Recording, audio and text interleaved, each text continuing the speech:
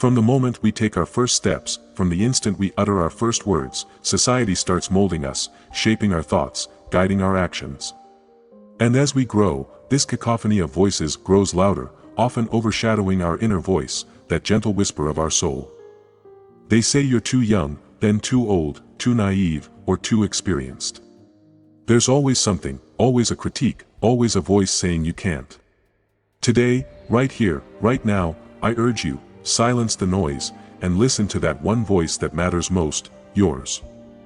Life's canvas is vast, filled with possibilities, waiting for your touch, your colors, your essence. But too often, we let others hold the brush, allowing them to paint our narrative. Why? Why do we give others the power to define our worth, to dictate our journey? The fear of judgment, the apprehension of criticism, can stifle the mightiest spirits, cage the most vibrant souls. But remember, every innovator, every visionary, every legend faced naysayers. They were told their dreams were too big, their aspirations too high. Yet, they persisted. They chose to prove them all wrong. Every day, we're bombarded with messages. Messages that tell us how to live, what to aspire for, who to be. These voices, these opinions, they're transient. But your purpose, your dreams, they're eternal. It's high time we stopped outsourcing our self-worth. It's time to reclaim our narrative. You are not a product of others' opinions. You're a masterpiece of your experiences, your struggles, your victories. But here's the thing about masterpieces. They aren't created overnight. They're a result of countless hours, relentless effort, unyielding passion. And often, they're born from criticism, from adversity. So, when the world throws stones at you, don't build walls. Use them to lay the foundation of your legacy. There's a fire within you, a spark waiting to become a blaze. Don't douse it with the doubts of others. Fuel it with your conviction, your belief. The path to greatness isn't devoid of challenges. It's littered with obstacles, with tests designed to gauge your resolve, your determination. These challenges, they're not there to stop you. They're there to prepare you, to forge you into the best version of yourself. Look around. The most towering trees, the most magnificent structures, they all faced storms, they all bore the brunt. Yet, they stand tall, not despite the challenges but because of them. Let your challenges be your strength, your adversity be your guide. Let every critique be a reminder that you're on the right path. For if you weren't making an impact, if you weren't a threat to mediocrity, why would anyone bother? The world is full of spectators, those who sit on the sidelines, passing judgments, offering critiques. But life isn't a spectator sport. It's an arena, and you're the gladiator. Arm yourself with self-belief, shield yourself with resilience, and step into the arena. For the real battle isn't with those outside but with the doubts within. Every legend, every icon you've ever admired, they had a choice, to listen to the critics or to their heart, to become a product of opinions or a testament to perseverance. What did they choose? They chose to prove them all wrong. They chose to write their own story, to blaze their own trail. In this age of instant gratification, of immediate results, it's easy to get swayed, to get lost. But remember, the most beautiful flowers take time to bloom. They need nourishment, care, and above all, patience. Similarly, your dreams, your aspirations, they need time.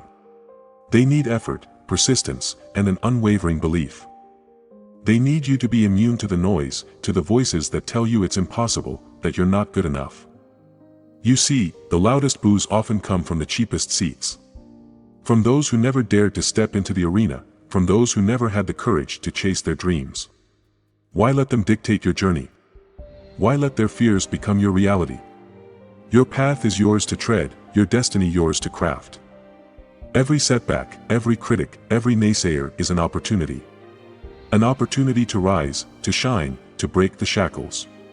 Don't let their words define you. Let your actions, your journey, your legacy silence them. For in the end, it's not the words of critics that matter, but the deeds of doers. Now, as you stand at the crossroads of choices, as you gaze into the horizon of dreams, ask yourself, who holds the reins of your destiny? Is it the naysayers, the critics, the voices of doubt? Or is it you, the dreamer, the believer, the doer? The answer? It's always been you. So, take charge, take control. Let the world watch in awe as you prove them all wrong. In the grand theater of existence, amidst the swirling sands of time, stands an arena. Here, dreams duel doubts, ambitions battle adversities, and legends rise from the ashes of critiques. As you step into this arena, remember, every scar is a medal, every wound, a testament. But to emerge victorious, you must confront not just the external antagonists but the internal saboteurs. The whispers of, "you can't," the shadows of failures past, the echoes of criticisms. Face them, for on the other side of this confrontation lies your destiny. The journey to greatness isn't linear. It's not an expressway, but a winding path with its share of ascents and descents. Yet, it's on these twisted trails that character is forged, legends are born. With every twist, every turn, you have a choice, to press forward or to retreat. But know this, retreat isn't respite. It's a resignation from your dreams, a forfeiture of your destiny. Critics. They're the guardians of the status quo, sentinels of mediocrity. Their words, sharp as arrows, aim to pierce your spirit, to deflate your dreams. But like a seasoned warrior, wear these words as armor. Let them be the reminders of what you're fighting against, not just external perceptions, but your inner barriers. Let their skepticism fuel your passion, their doubt deepen your determination. For every time you rise after a fall, for every time you silence the voices with your deeds, you don't just prove them wrong. You redefine what's possible. You stretch the horizons of potential, not just for yourself, but for dreamers everywhere. Your journey, your battles, become the lighthouse for others lost in the stormy seas of skepticism. Think about it. Every revolutionary idea, every groundbreaking invention, every transformative movement faced ridicule before it was revered. They were termed impossible until they became inevitable. Why? Because the visionaries behind them chose to persist. They chose to believe when no one else did. They dared to dream the implausible and then turned it into reality. In this pursuit of excellence, of proving them wrong, there's a secret weapon, authenticity. In a world clamoring for conformity, dare to be yourself. Your unique experiences, your individual journey, your distinct vision is your strength. Don't dilute it to fit into molds. Celebrate it, for it's what sets you apart, what makes you, you. Success isn't a noisy affair. It's a silent procession of persistent efforts, of unwavering focus. The loudest explosions are often empty, while the deepest impacts leave no sound. So, when the world gets loud, when the cacophony of criticisms becomes deafening, seek silence. Retreat to your core, realign with your purpose, and draw strength from your conviction. Your aspirations. They're valid. Your dreams. They're worth it. Your journey. It's sacred. No one has the right to belittle it. So, when you find yourself surrounded by darkness, by voices that seek to drown your spirit, remember the stars. For they shine the brightest in the darkest of nights, proving every doubter wrong with their persistent twinkle. Life is fleeting, a transient dance of moments and memories. Do you want to spend it in the shadows of others' opinions? Or do you want to blaze forth, illuminating not just your path but paving the way for others? Every challenge, every critique, every doubt is an invitation. An invitation to rise, to transcend, to prove them all wrong. In the end, when the curtains fall, and the lights dim, what will remain isn't the chorus of criticisms but the melody of your journey, the rhythm of your resilience, the harmony of your achievements. You won't be remembered for the battles you avoided but for the wars you won, for the times you stood tall, even when the world wanted you to crumble. So, march on, warrior of dreams. With every step, shatter a stereotype. With every move, break a barrier. With every breath, defy a doubt. For in your journey, in your persistence, in your unyielding spirit lies not just your destiny but the hope for countless others who dare to dream, who dare to believe, who dare to prove them all wrong. Every dawn represents a new beginning, a fresh opportunity to redefine who we are. Each sunbeam is a reminder that even after the darkest nights, there's a force, a universal energy, urging us to rise. But the truest force isn't external. It lies deep within us, waiting to be awakened. That force is your untapped potential. For long, we've looked outside for validation, for motivation, for a sign. But all along, the compass, the map, and the journey, they've been internal. You see, every challenge we face, every adversity that appears insurmountable, is not there to stop us. It's there to propel us forward, to elevate us. They're not roadblocks, they're catapults launching us towards our destiny. And the real beauty? It's all in our control. Have you ever questioned why the ocean never stops kissing the shore, no matter how many times it's sent away? It's persistence. It's the undying belief in one's purpose. That same ocean is inside you. Sometimes calm, sometimes stormy, but always vast and deep, filled with mysteries and potential. The waves? They're your challenges, but they shape the shore, carve caves, and bring treasures from the deep. Embrace them, learn from them, for they are a part of you. It's easy to blame external circumstances. It's comforting to think that the universe is conspiring against us. But in reality, the universe is beckoning us to rise, to shine, to embrace our power. For every time we point a finger outside, 3 fingers point back at us. The universe isn't in some distant galaxy, it's inside each one of us, echoing the sentiment that we are infinite, that our potential is limitless. Now, I want you to think of the last time you truly pushed your boundaries. Not just physically, but mentally and emotionally. When did you last challenge your beliefs, your perceptions, your self-imposed limitations? You see, the true battleground isn't out there in the world, it's inside our minds. The moment we conquer our fears, our doubts, our insecurities, is the moment we truly begin to live. It's not enough to merely exist, to go through the motions. Life isn't about following a predefined path, it's about creating one. It's about planting trees under whose shade you may never sit. It's about sowing seeds of hope, of dreams, of aspirations, and then toiling hard, nurturing them, even when the world says it's futile. Because guess what? Greatness isn't born from comfort and complacency. It's birthed from challenges, from adversity, from the very fires of struggle. Many chase the illusion of success. The fancy cars, the opulent mansions, the glitz, and the glamour. But true success? It's intangible. It's the satisfaction of knowing you gave your best. It's the peace that comes with realizing you've made a difference. It's the smile of a stranger you helped, the gratitude in the eyes of someone you uplifted, the silent nod of respect from those who witness your journey. But how do you embark on this journey? How do you transition from the ordinary to the extraordinary? It begins with a choice. A choice to be better, to do better. A choice to not just dream, but to act on those dreams. To not just hope, but to be the embodiment of that hope. To understand that every setback is a setup for a grander comeback. We all have a fire within us. Sometimes, it's a roaring blaze, driving us forward. At other times, it's a mere ember, waiting to be stoked. But it's always there, waiting, watching, urging. That fire is your spirit, your essence, your very soul. And like all fires, it needs fuel. That fuel. It's your experiences, your challenges, your triumphs, and your failures. Our society is obsessed with instant gratification. We want things here, now, immediately. But the true joys of life? They aren't instantaneous. They're cultivated, nurtured over time. Think of the most exquisite wines or the mightiest oaks. They weren't created overnight. They took time, patience, and perseverance.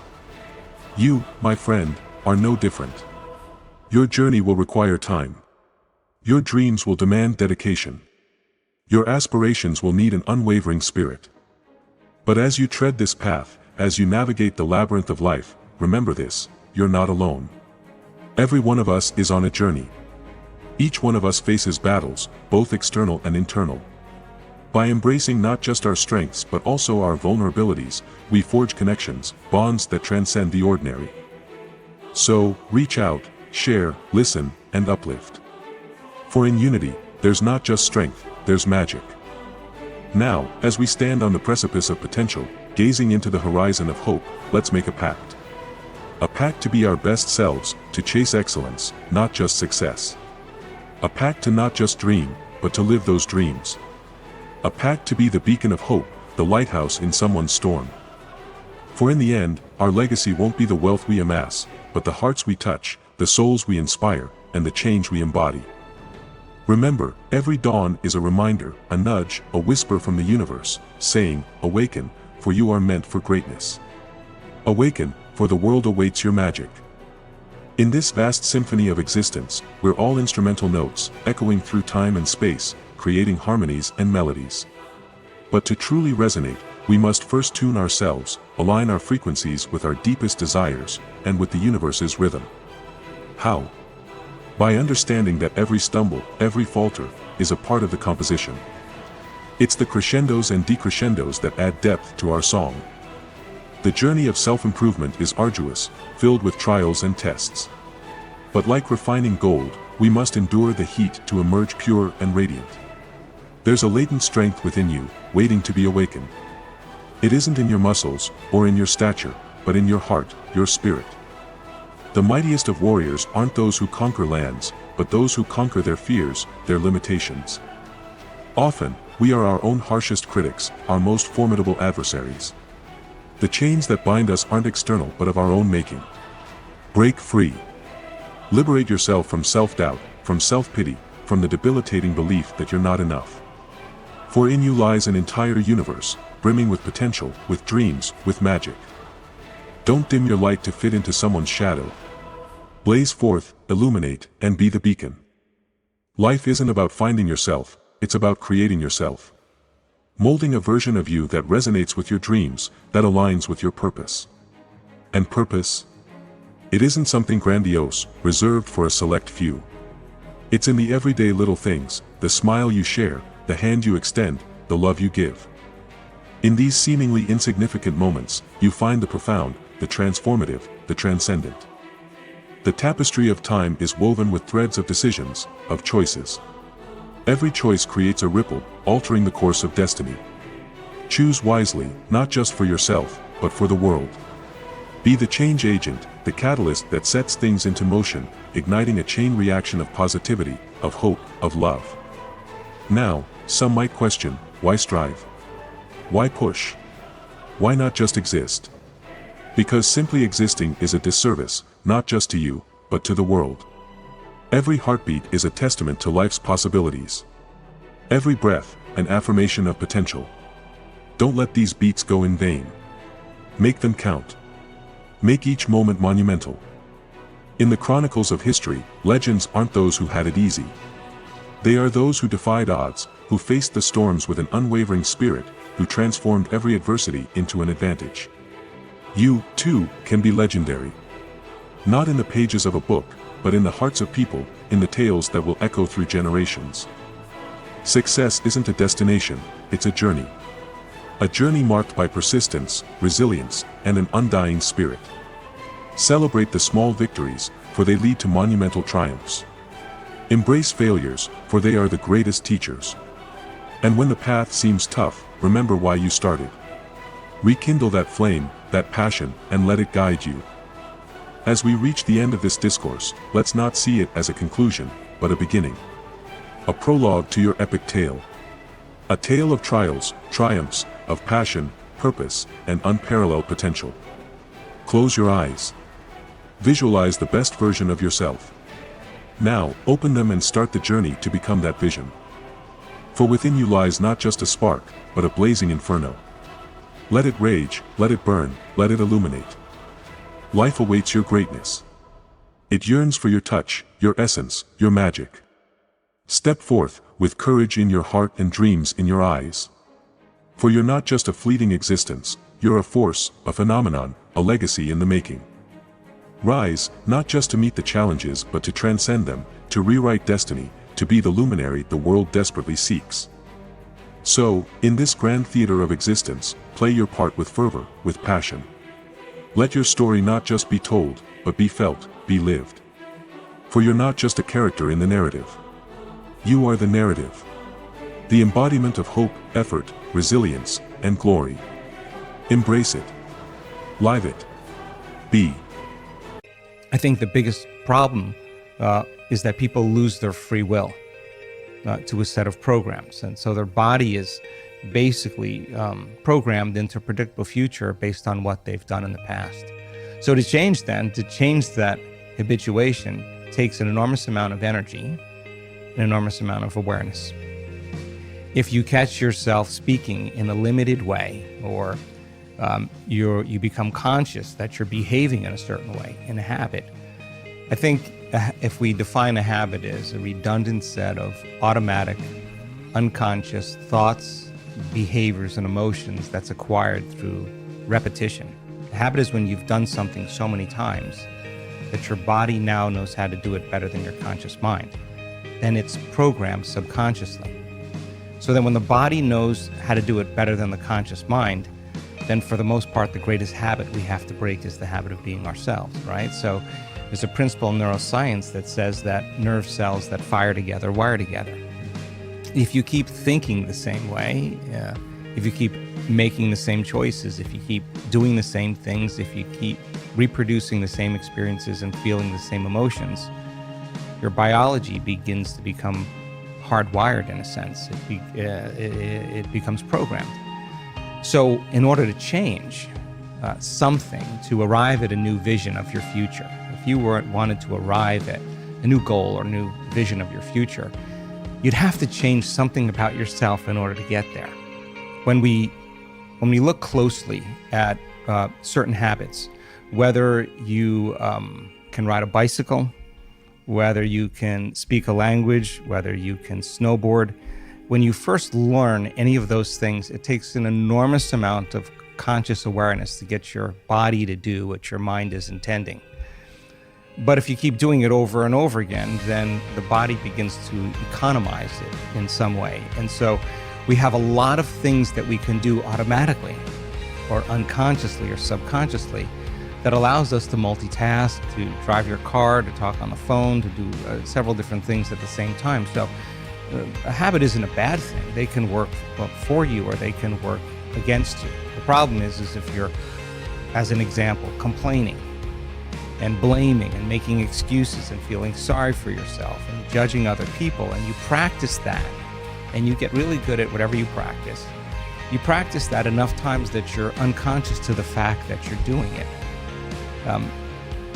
The moment you become conscious that you want to change that, you're going to be uncomfortable. It's going to feel unfamiliar. It's going to feel some degree of uncertainty. You're leaving kind of familiar known territory and you're stepping into the unknown. And so many people, when they want to change a habit, they have to be willing to be uncomfortable to do it.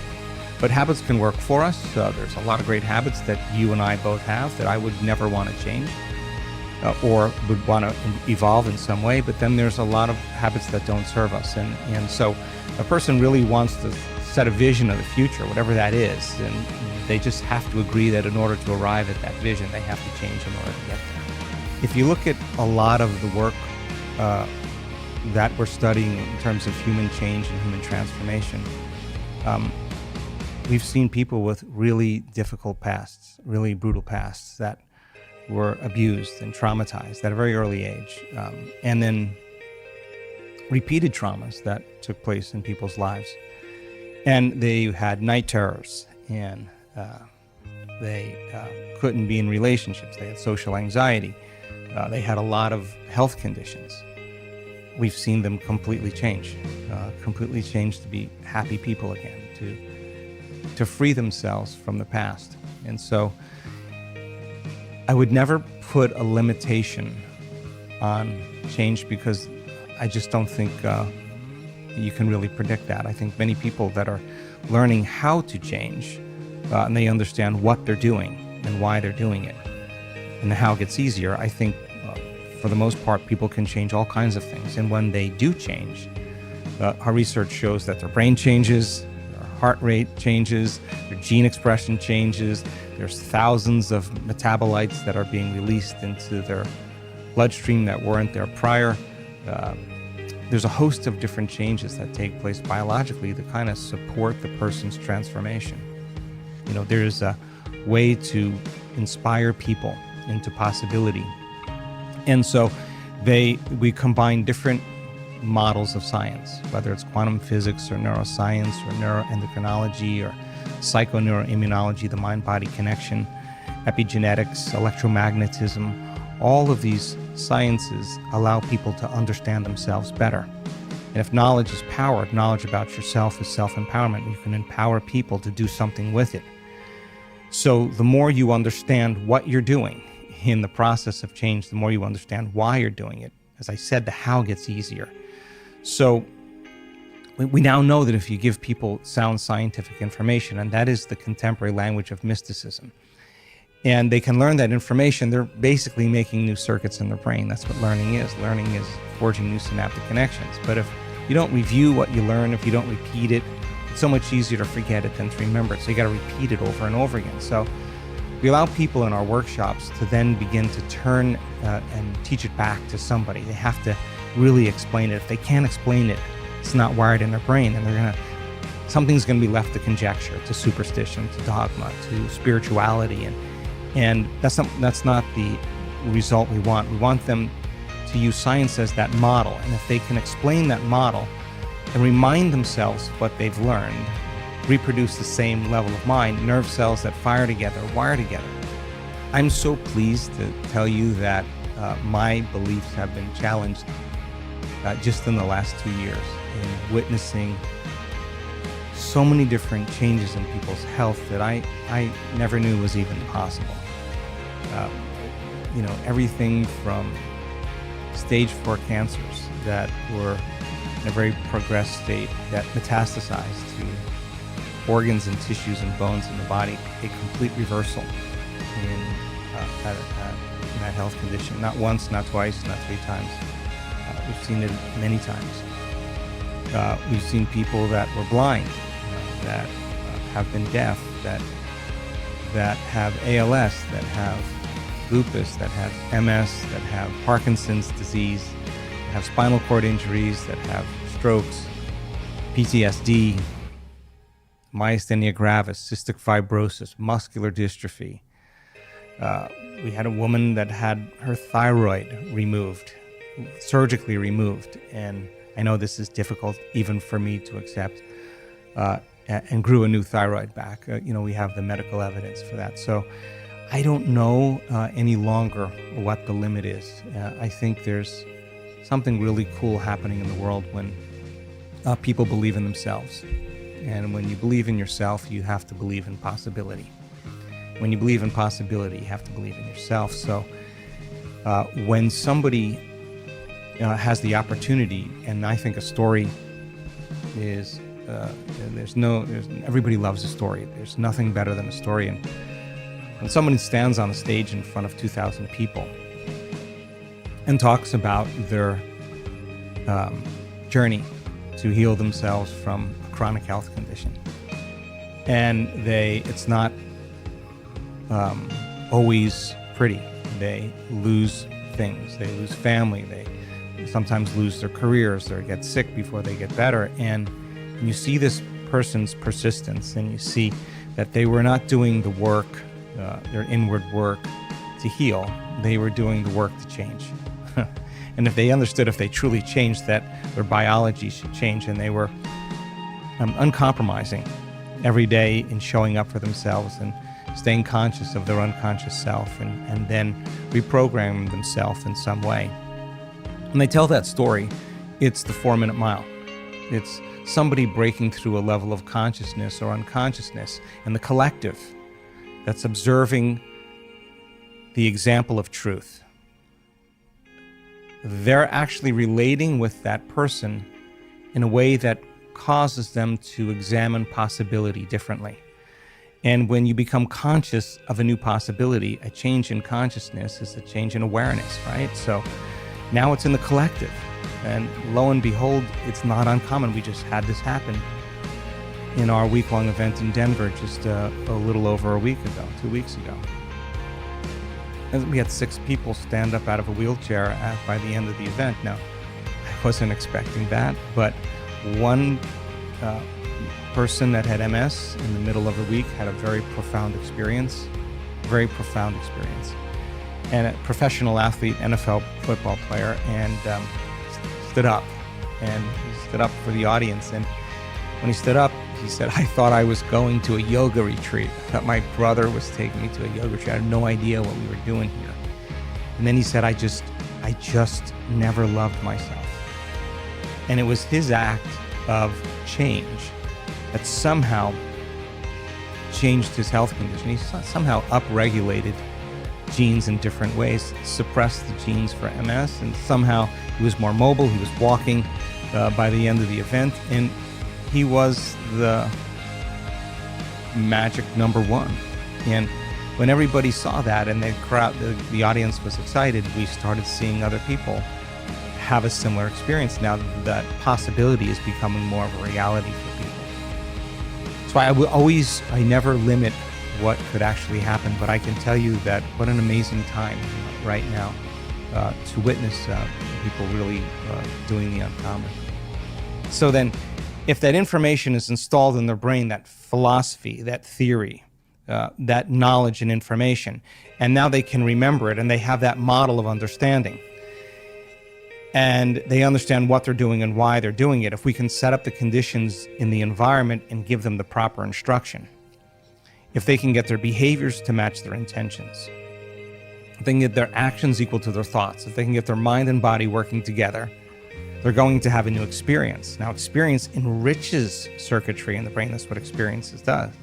The moment those neurons begin to string into place, though, another part of the brain makes a chemical. And that chemical is called a feeling or an emotion. And the moment you feel unlimited, the moment you feel grateful, the moment you feel empowered, the moment you feel whole, now you're teaching your body chemically to understand what your mind has intellectually understood. The information is just not in the brain now. The information now is literally in the body. And now you're embodying the truth of that knowledge, of that philosophy, of that theory. So then you're teaching your body and instructing your body chemically to understand what your mind has intellectually understood. Okay, so then that information that's coming as a new experience is changing your biology in some way, and we've actually shown this. So then if you've done it once, then it means you should be able to do it again. Even in some of your darkest moments, when you make mistakes, you have got to stick around for the two things that the mistake is made for. Every failure is made for. Every misstep is made for. It is made for a lesson and a blessing. Them two things follow every single one of them, every single time. God don't send down rain without a return. When he send down rain, flowers grow. You young people are the brightest generation to come along in my lifetime. If I don't invest in you, if I don't see you two and be able to see something in you and invest, I'm doing a discredit to the future of us, especially people of color.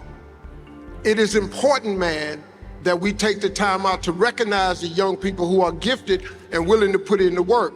But then I gotta give credit to you two too, because as smart as you are as this younger generation, please don't discredit old people, because old people have something, man.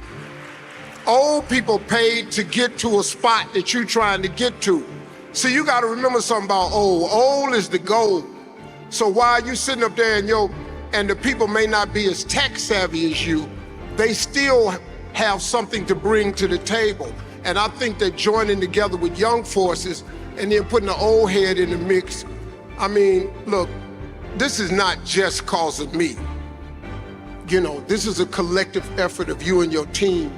Well, here's what happens.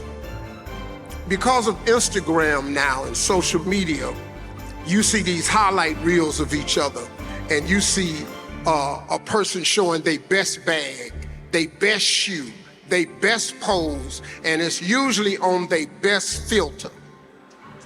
I wish the younger generation would pick up is the work ethic that actually has to happen. See, the key to being successful is planting. You've got to plant. Now, when you plant seeds, young people, you can't expect the harvest in 30 days. The harvest don't come in 30 days. You got to plant your seed, and sometimes the harvest don't come for years. Everything is not instant. So here's what I do. I get a row and I drop seeds in the ground. Then I go back and I cover them up with dirt, because the dirt You need the dirt. Then, once I cover it up, I dig another row and I plant some more seeds. I got about 10 rows planted. I look back at the first row and it's starting to sprout. Some stuff starting to come out the ground. I don't go back to that first row and just start eating because it ain't really bearing no fruit right now. You can't eat the stalks and the leaves. You gotta wait till it bears fruit. In the meantime, you got to keep planting. Now, you're gonna look up in about 5 years, you're gonna look back and something you planted 5 years ago gonna have a lot of fruit on it. Then you can go back and start partaking of that fruit. But the reason you gotta keep planting is because sometimes you're gonna get rained out. Sometimes it's gonna be a drought. Sometimes, man, the pesticides / haters is gonna do what they do to your planted crops. Now, you got to mentally be prepared for that. But the planting process can never stop. If I could tell anybody anything, keep planting seeds and never stop planting, because you have no idea when God gonna drop all the necessary rain and you look up and everything you need is right there. Because I learned a long time ago from a minister. He said, stay on the wall. When they throwing rocks at you, stay on the wall. If you come down off the wall to address haters and small people, see they eye level with you now. Now they can throw the rocks and they hurt. But if you just stay on the wall, what can they do? And you gotta understand some young people about haters. Haters are not decision makers, power brokers, or shakers and movers. They have no determining factor on your life, where you headed, or what God planned for you. Stop giving haters power. Don't even talk to their ass. All God's plans for you, his purpose, if you just open up yourself to him, he gonna make all of them come true. But if you stop and keep addressing haters, you will never be open to your purpose and your mission in life. So my directive is to stay on the wall. When they attack me for whatever, I stay on the wall. Because they do it all the time, man. Especially people I thought I was cool with, other celebrities. You know, they got little stuff to say, but then I look at their career and they have time to say little stuff. Man, let me tell you something, man. One time I was finna respond to something on the blog. Tyler Perry called me and said, hey, man, what you getting ready to do? I said, I'm going on CNN with Anderson Cooper, and I'm gonna straighten this whole thing out in them blogs. He said, no, you're not. He said, you know why? He said, listen to me, Steve. When they talk about you, it's a blog. If you open your mouth, it's a press conference. You got to know who you are. So I say to all people out there, know who you are and know where God taking you. Get up on the wall and stay there. Trees get bigger. You got to understand what the rain and the dirt is for. People get so angry when people start throwing dirt on you. Man, quit tripping. Dirt is fertilizer. If you ever want to be something, you're gonna have to get some dirt on you. Because that dirt that smothers you, it teaches you how to push through. You ain't finna have no smooth life. You can get that out your mind. It ain't finna be rosy for you. Nobody finna just come up to you and hand you no damn money. But here, you feel like being a millionaire here. You gotta strike out to be successful. And when you strike out, you got to get ready for it to get real funky and real hard, because that's what's gonna happen. That's why it ain't for everybody. But that's why all these people sitting in here are so valuable. You've invested in learning some traits. And I could tell you a lot of stuff, but there is nothing more important than to master the mental aspect of success. I don't give a damn what degree you got. Degrees don't make money. People make money. The more you're grateful for, the more God will give you to be grateful for. Instead of complaining about what's going on, man, I got to go to work today. Man, I got these kids. Remember when you wanted a job? Remember when you wanted a baby? You know what I learned? You can't cry about what's on your plate when your whole goal was to eat. The moment you start showing God more gratitude, he'll give you more stuff. What he do is, he not gonna keep giving you stuff if what you got you can't handle already. You kill more blessings by not being grateful. That's the number one blessing blocker, lack of gratitude. Stop feeling guilty, man. Guilt serves no purpose except for the person that's trying to make you feel guilty, and that's all to manipulate you so they can get what they want. I've lost all my guilt. You can think what you want to think about me. I don't give a damn. I'm not guilty about nothing. Why am I guilty? Because your ass is poor. But you know, man, that's the other thing I learned. You know, when God tell you to do something, you got to do it. See, the how-to ain't really your business. And that's what really messes a lot of people up. You get something in your imagination or something you start dreaming about, and then you start figuring out the how-to. Well, I got news for you. The how-to ain't none of your business. The how-to is up to God. You got to be willing to do the work and put in the faith. See, that's really all it is. I know a lot of people got educations broke as hell, so I've already figured it out. It ain't your education. As a matter of fact, education ain't even in the Bible. They ain't never mentioned Emory in the Bible. They got no scriptures about Harvard, Yale. It's not, Morehouse ain't even in the Bible. As much as you like it to be, it's not in there. But you know what's in there though? Dreams, visions. A man without a dream or a vision shall perish. It don't say a man without education will perish. So quit worrying about if you don't have the education, if you don't have all the credentials. You need the vision and you got to be ready to work. And look, man, when God puts something in your imagination, when he put it in your heart, you got to go for it.